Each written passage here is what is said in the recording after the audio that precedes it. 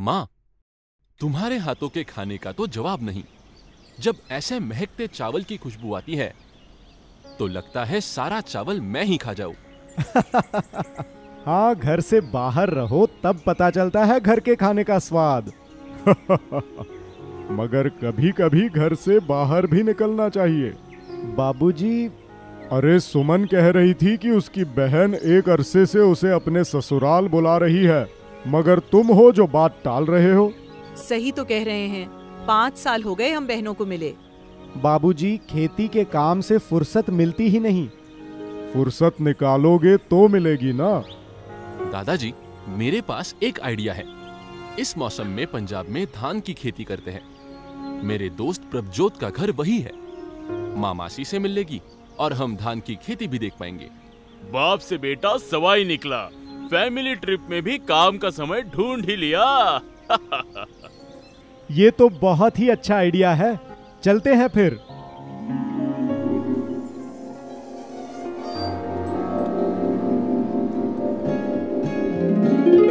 सत श्री अकाल जी, कैसे हैं आप? आने में कोई तकलीफ तो नहीं हुई?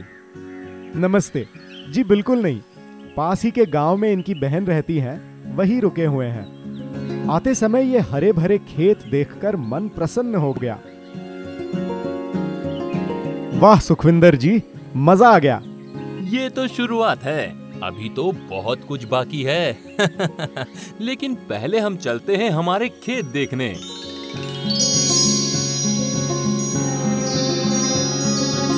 ऐसा लग रहा है जैसे हरा मखमली गलीचा हो, नजर नहीं हट रही।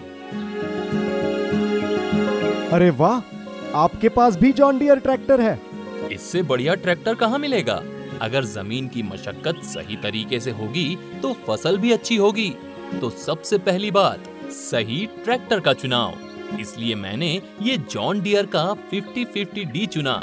5050D ट्रैक्टर के टायर्स अन्य ट्रैक्टर्स की तुलना में बड़े और चौड़े हैं।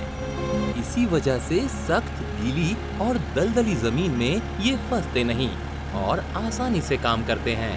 और ग्रीन सिस्टम का रोटरी टिलर खेत में बचे हुए डंडे, पराली और अन्य छोटे पौधों को जमीन में मिला देने में मदद करता है। यानी जमीन फसल के लिए बिल्कुल तैयार।